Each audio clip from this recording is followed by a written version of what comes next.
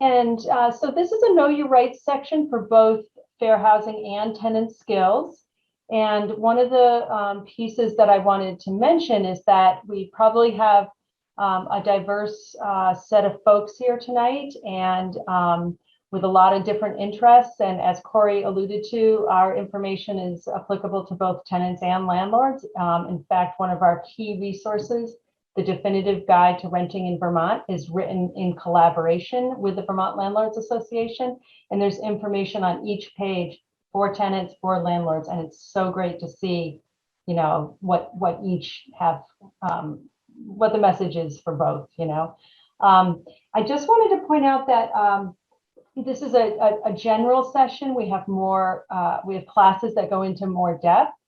And this is a session that it's not really a hotline consult. So we can definitely get into a lot of Q&A and specific questions, but not really do like a deep one-on-one consult. So if you've got something very, very specific and you want to talk at length, I'll probably refer you to the hotline for that.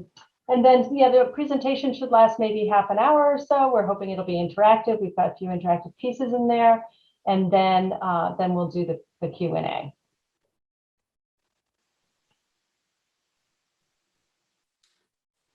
So by the end of this workshop, we are expecting everybody to have some legal protections under fair housing law, to identify those and to recognize if you have experienced illegal discrimination or not, and to seek help if you face discrimination. Right, and from the tenant side, you know, we'll focus on effectively communicating with your landlord about your rights and responsibilities. I've been having a lot of conversations around the state with landlords, and it's been great because I also answer the hotline. So I really have been seeing both sides of the situation, and utilizing resources and best practice to ensure you get your security deposit back, get repairs made, and properly end your tenancy. So we'll start with fair housing. All right, so before we dive into the fair housing do's and the do nots, we want to bring some scenario, and I would like someone to read this for me.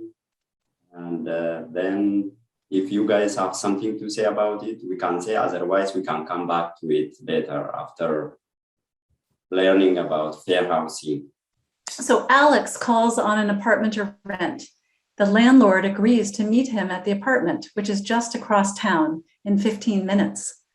Alex leaves work, shifts from his wheelchair to his car seat, lifts the wheelchair into the car, drives across town with minutes to spare, and is ready to greet the landlord when they arrive. The landlord greets him politely, but tells him that the apartment is already taken. What might Alex be wondering? All right, so what's fair housing? So fair housing is the right to equal opportunity in housing choice and the right to rent, buy, or finance a dwelling free from discrimination. So in short, fair housing is discrimination-free, buying, renting, or financing a home or a house. Next slide, please.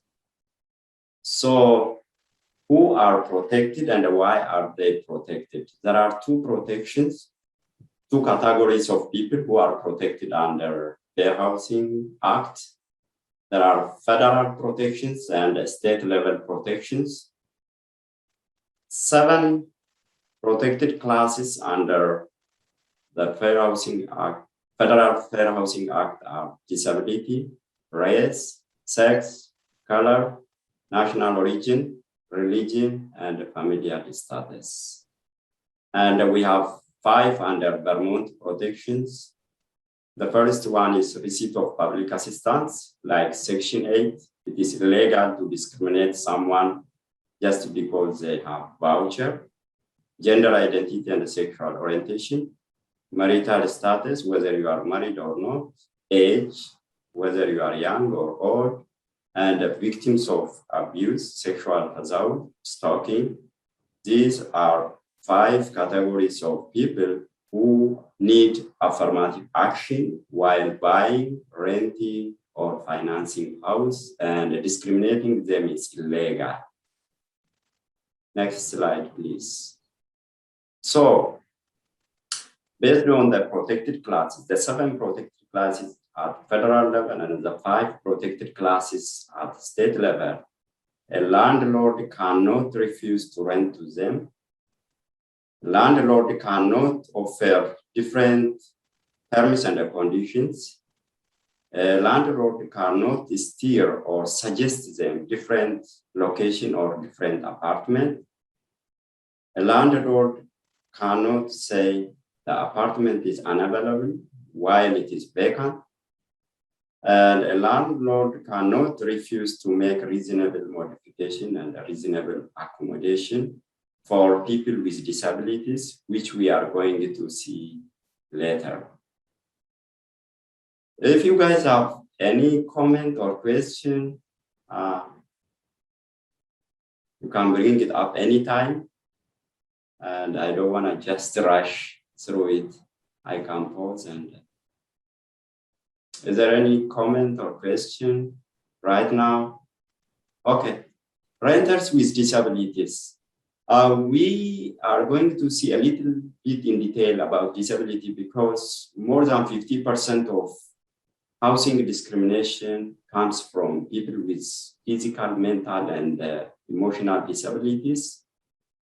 So that's why we want to go in detail a little bit. So there are 2 things, 2 affirmative actions that a landlord or a broker or mortgage banks can do to accommodate and give equal access for people with disabilities. The first reasonable modification is physical change to a rental unit. Examples are widening doorways, installing grab bars in the bathroom or shower, lowering kitchen cabinet, installing ramp, flashing smoke detectors or cold detectors, and others, depending on the needs of the person. So these are structural change or physical change that we make to the building, and the modification we make should be reasonable. Reasonable in a sense, it should not cost a lot of money or time to the landlord or housing provider. And we are going to see on the next slide about reasonable accommodation, which is making changes to the rules, policies, and practices.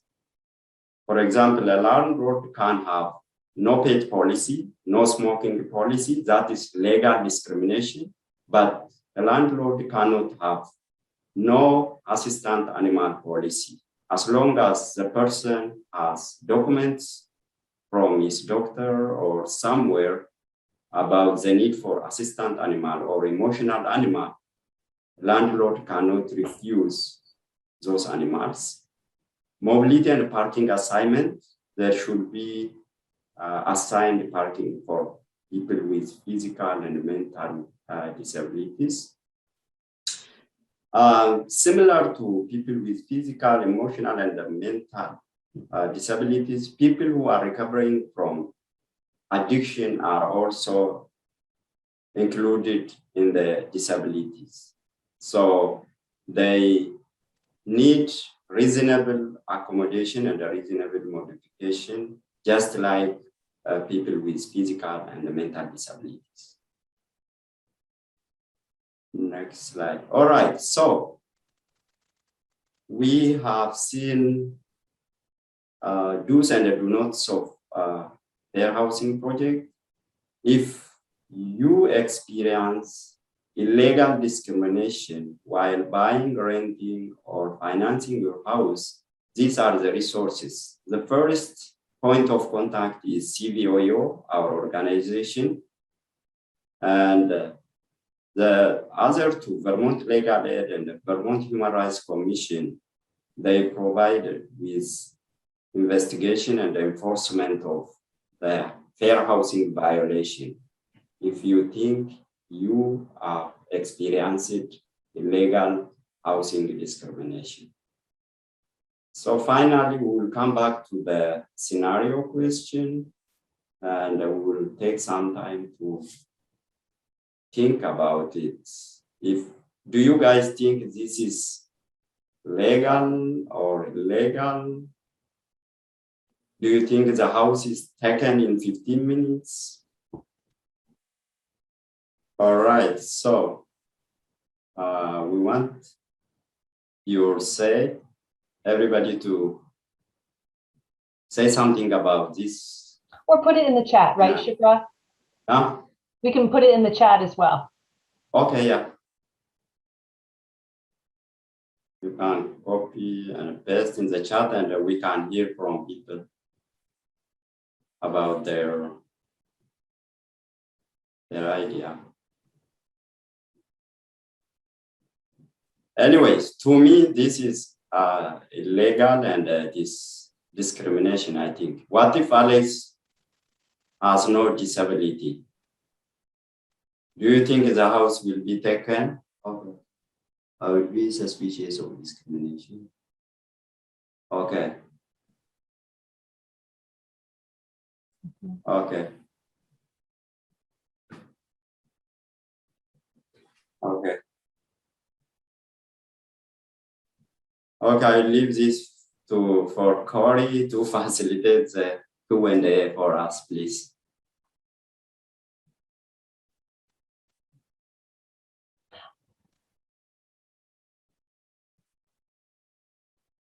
I can jump in while Corey's getting ready, maybe. Yeah. Yeah, so several people think it's illegal based on his disability, or at least that's what he might be wondering, right? So that leads into the question of like, what could he do? Mm-hmm. And then I'd like to hope the landlord is just not aware of their responsibilities, you know, which could be. There's no school for landlords, right? So landlords don't always know where those lines are. Okay. Corey is set up now, I think, if she can. Yeah. I'm sorry, what was the question? We were just wondering if you wanted to read some of the chats.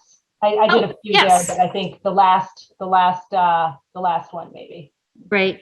So yeah, I think the numbers that you put up on the screen earlier of sort of reaching out to you guys, and then the legal aid and the Human Rights Foundation, that's what I'm seeing some people say to contact to remedy this situation.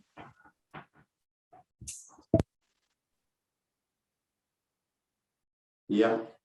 All right. So, yes, most of you have said this is illegal discrimination, and at the same time, landlords also need more awareness creation activities, education, and workshops to make sure they know their rights and responsibilities. So we can proceed to the next slide and see what we have here. So the first option is for the Alex and for the landlord to talk to each other.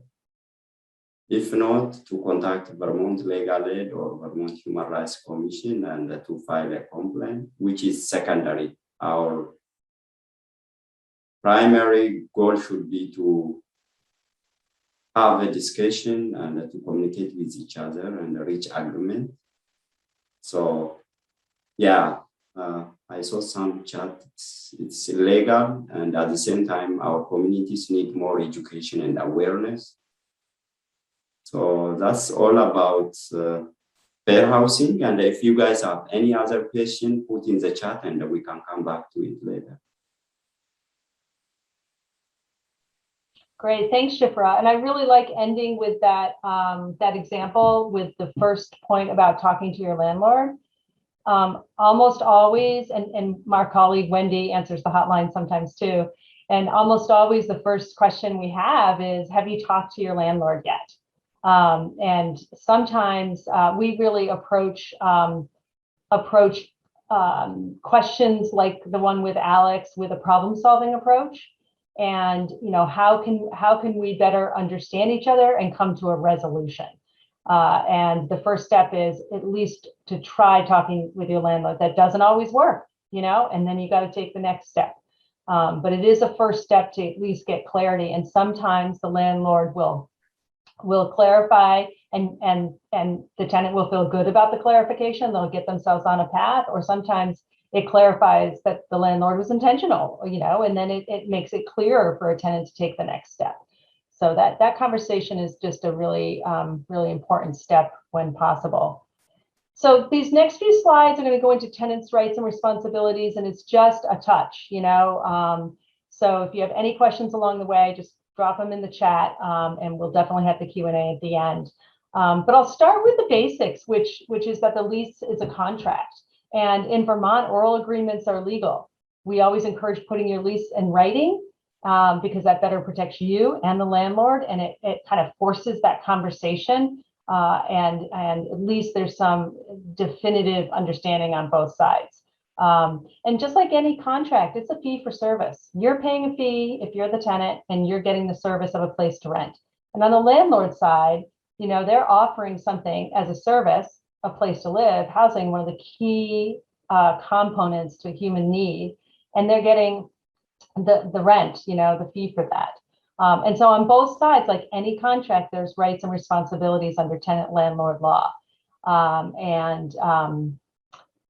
We can talk more about that later. I know one of the questions that came up in the survey from folks prior to the session was, is tenant landlord law skewed one way or the other, And I think that depends on who you ask, because it's tenant landlord law is pretty open. It sets some basic guidelines, but it by no means sets every situation or addresses every situation. It really, and it falls on the shoulders of the tenant and the landlord to enforce it and speak up on both sides, to advocate, which is why we so often encourage tenants to speak up and advocate or seek help doing that. So I'm just going to go over several basic rights, and then and what to do if those rights are not being respected, and then I'll talk about some of the responsibilities. So the first right that I'll talk about is the right to a refundable security deposit. Now, in Moretown, a landlord can ask for pretty much anything for a security deposit: first month's rent, last month's rent, key deposit, pet deposit, security deposit of 1 month's rent, like mailbox key deposit. There's not really a set limit. If you happened to live in Burlington or Brattleboro, those communities have been proactive and have limited a security deposit to 1 month's rent, with the idea that it's enough to try to come up with 2 months' rent just to get started renting, and it need not be any more unless there's a pet involved. So no matter what, that security deposit is refundable. So it comes back to you at the end. It's meant to be insurance in case there's damage and the tenant has departed, and then the landlord's left with a property that he can't rent unless he puts some more money into it to fix the damage. That's the point. If there's no damage, you left it like you found it, it comes back to you. So strategies for ensuring you get your security deposit back. This is where we kind of talk about building some evidence. It's a good practice, and towns like Burlington require it, that a tenant and a landlord do a walkthrough. And for us, our message to tenants is to take pictures. This is before your stuff moves in. You've met the landlord, you've done a viewing, you have an agreement, you're going to sign the lease and pick up the key. Is take your pictures, and we also have checklists available. And if the landlord doesn't bring one, use our checklist and go through each room in the house. And there's a scratch on the Formica, note it down, because that might be a problem when you move out. And if you take good documentation and then you keep the place tidy and in good repair, and then at move out you repeat that and take good pictures and use a checklist, then if there's a dispute, you have some evidence. In case you're already renting and didn't do that, whoops. Oh, that's right, because this is such a short presentation. I was ready to go on and on about security deposits. So in terms of getting your security deposit back, where you live in Moretown, you would need to go through small claims court. However, the Attorney General's office has a consumer, what do they call it? Consumer Protections group, and they offer a letter mediation service. So they might be a first step after you call the hotline. They might be a first step to, they will write a letter on your behalf and send that to the landlord. And that sometimes will just say to the landlord, oh, this person kind of knows what they're doing. Okay, I'll return that security deposit. So the next right is the right to privacy in your home. And, you, as soon as you take, I was about to say ownership, but possession, when you get the key and you move in, that is now your home. And there's very clearly in the law, only certain times that landlord can come into your home unless you want it, and only for certain reasons. And we get a lot of calls on the hotline about security deposits and a lot on privacy. So if you have a repair and you want your landlord to come on in with the carpenter and make that repair, or the plumber, then anytime is good. That's good for you and it's good for them. That's fine. There's no limit if you agree to have the landlord come in. But outside of that, your landlord can only enter with 48 hours notice and between the hours of 9 a.m. and 9 p.m. And they can only come for 4 reasons: to inspect, to make repairs, to provide services like lawn care or snow plowing, that kind of thing, or to show the unit to prospective tenants. Or if there's an emergency such as a fire or flood, then they can come in at that time. So when the notice, there's certain types of notice the landlord has to give you for things like a rent increase or a notice to terminate, to ask you to leave. But landlord access can be by text, phone, or hand delivery. It's pretty informal, but as long as they do give you notice. So let's talk about the situation where your privacy is not being respected. So first off, I'm going to suggest that you talk to your landlord and remind them of the privacy rules. And then if that's not successful, the second step would be to use one of our sample letters on our website. And the one you'd use, it was landlord access, and it's just a form, print it off and fill it in and certify mail that to your landlord, just notifying them that of what the rules are and that you know them and you'd like your privacy respected. And then if that doesn't work, you can go into, hopefully you'll be calling the hotline by then and getting some advice, because there's other steps you can take. And one of the things that we're hearing a lot right now is people having health concerns about landlords being in their homes. And it was true in the first 6 to 8 months maybe of the pandemic that there were limitations, but we're back to regular operation now. So what we recommend folks do if they're concerned, they're immunocompromised or there's children in the home, is ask your landlord if you can do a virtual, whatever it is they need to do. So if they need to do an inspection, ask if you can do a video or take some pictures, and if that'll suffice. And ask to limit the number of showings if they're showing the property, that kind of thing. Certainly within your rights to advocate, always ask. So leases and security deposits. This is a scenario, hoping that you'll have some ideas. So Alisha moved out of her apartment 3 weeks ago after cleaning the fridge, stove, and bathrooms, as well as vacuuming. She feels she left the place cleaner than it was when she moved in, but the landlord is withholding most of her deposit, saying, quote, "the carpets need a professional cleaning." So any ideas, you can throw them in the chat or speak up. Any ideas for what Alisha might do? I better open the chat. Well, some of it might depend on if they were able to do that walkthrough at the beginning of the lease. And there was a way for her to show whether or not, the carpets had been professionally cleaned before she moved in. like if that was a standard practice from that landlord. I see. Yeah. Oh yeah, Whitney's saying the same thing. Refer to her notes upon moving in. Yep. Um, Yep. And this kind of leads to the idea that a tenant is supposed to leave a place broom clean or as they found it. Normal wear and tear is expected. So unless there was egregious staining going on this carpet, just normal wear and tear, we were in Vermont, it's mud season, it's snow season, just, wear and tear and on a carpet is to be expected, and a tenant should not be charged for that. Some leases, though, do write in that the tenant is responsible for a professional clean. So it speaks to be super careful about what you sign.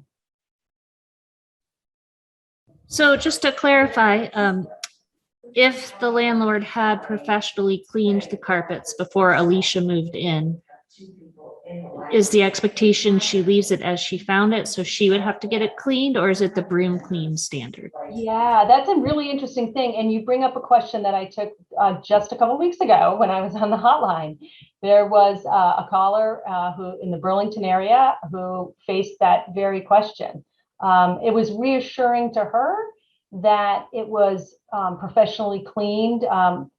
It's this, I forgot the name for it, but it's this carpet cleaner that is like a wet sucking up process, and it really does a good job. And she was really happy about that, but then she had to turn around and pay for that at the other end. So that's a really good question to negotiate up front with your landlord, and to ask that question. I guess that's what I would say. And to make it clear. And also, I point out here, when I say make things clear, addendums to a lease are perfectly fine. So if your lease doesn't specify things like a professional cleaner or not, just ask for clarity. It can be written into the lease as an addendum. If there's a no pet policy, but your landlord, your potential landlord meets your dog and likes the dog and says it's okay, write that as an addendum to the lease. That way you have that different agreement in writing. Yeah.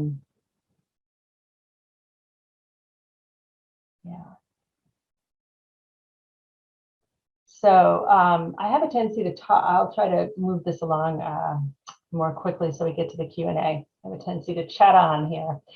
So tenants also have a right to safe and decent housing and a right to report free from retaliation.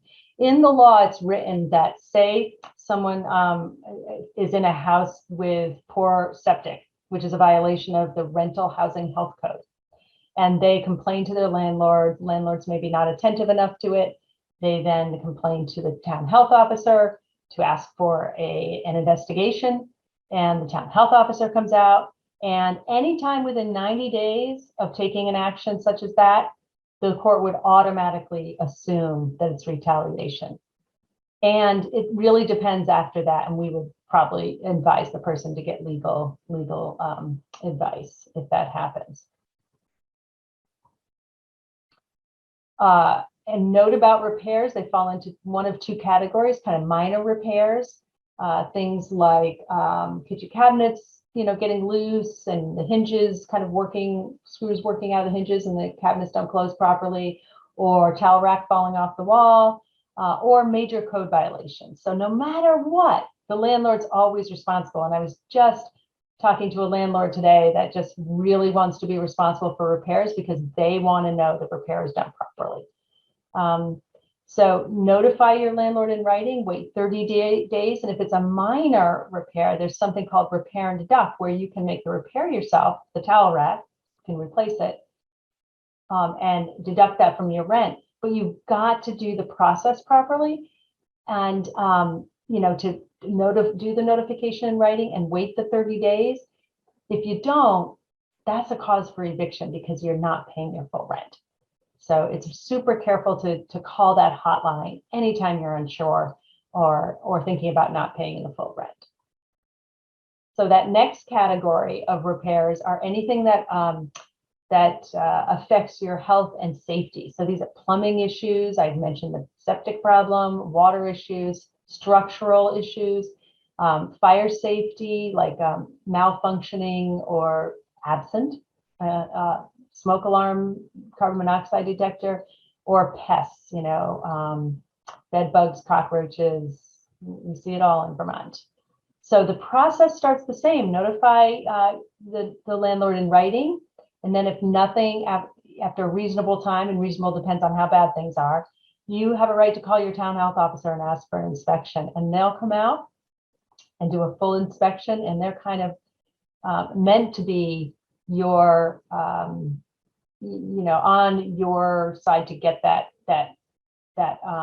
rental property up to the rental housing health code, and support you in ensuring the landlord does that. And then you can take further action after that, but they're quite serious, and usually we advise calling Vermont Legal Aid at that point.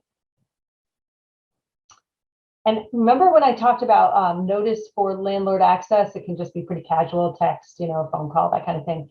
But when you're being, when you are given notice for a rent increase or a termination of tenancy, you've got that notice has to be actual, which means written and either hand delivered or US mailed.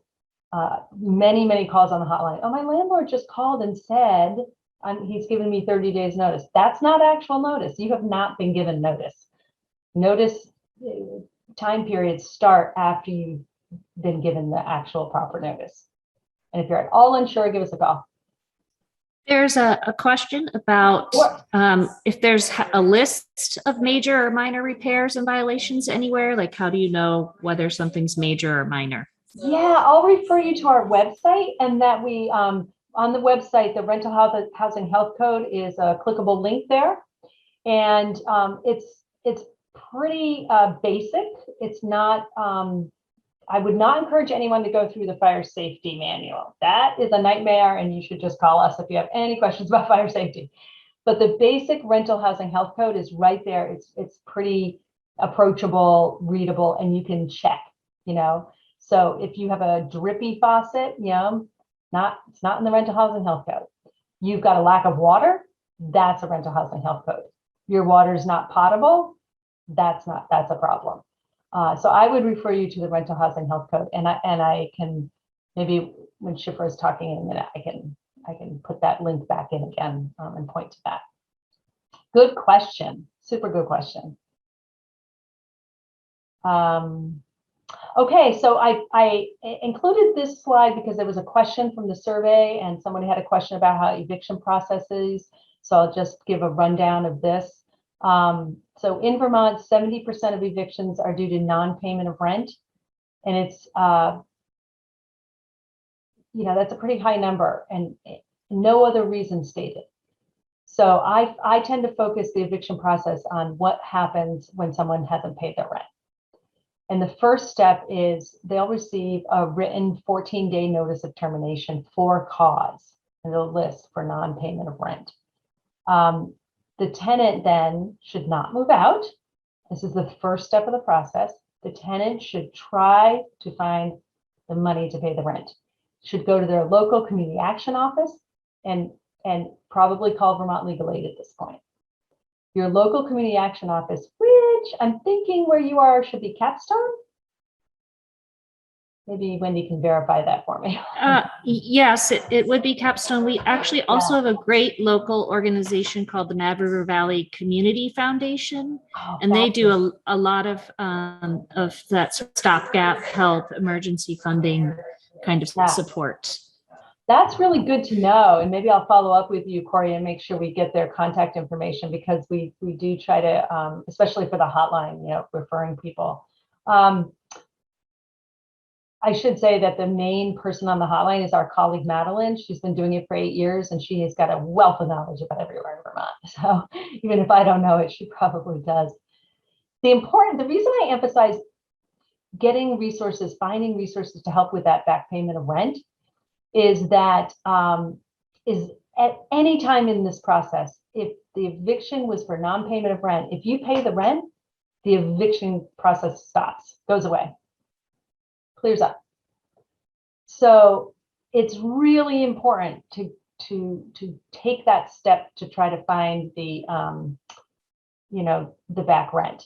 And the reason I mentioned the community action office is if you have a 14-day notice of termination, you also will qualify for housing navigation services. And that means somebody will be able to help you with your process, work through this process with you. So say you stay, you're searching for the money, but you stay, you have nowhere else to go. Then the landlord will file a summons and complaint in court. And the summons and complaint means they're bringing you to court, summoning you, and here's the list of complaints. That'll be served by a sheriff to the tenant. And then the tenant has to file an answer to the court. And this is where you've got to call legal aid right here, because that answer has to be in legal format. It can't just be a narrative letter. It's got to be in a certain format. And Vermont Legal Aid actually has samples on their website, which are good to look at too. And then there'll be a court hearing, and the judge looks at your situation and says, well, you're paying 30% of your income. You just had a health crisis and got behind. Let's work out a plan to get you paid back up in your rent. And this seems like a good rental for you. And he'll work out a plan, and you might be asked to pay rent into court. If though you're paying 60% or more of your rent, the judge may say, this is not sustainable for you. Even if we clear this up, it's going to happen again because you're paying way too much of your rent. And he may let the eviction go through. And at that point, the sheriff will serve a writ of possession and 14 days later move you out, not your belongings. So and there's this myth out there, and I'm always curious whether it was true, because I remember it from being a kid in Vermont, that you can't be evicted in winter or with kids, and that's wrong. It's a myth. You can be evicted in winter and with kids. It's harsh. So this is why it's really important to seek help early on. On the responsibility side, pay that rent. And so we offer classes that help with, we offer classes that help with managing money and finding ways to pay for your other bills so that you have the money for rent. Every single landlord I've been talking to lately says, if a tenant can't pay the rent, they just want to know and maybe work out a payment plan without having to go to court and do an eviction. Landlords do not want to evict people. It is, initially at least, it's expensive, it's time consuming, it's not what they want to do. And just follow the terms of your lease. If the lease says no subletting, can't have somebody else move in without getting permission from your landlord. No smoking. A lot of subsidized properties don't allow smoking. And the pet situation we kind of talked about. Keep the place clean, take out the trash, request repairs, and then give proper notice on your end. And call us if you have any questions at all.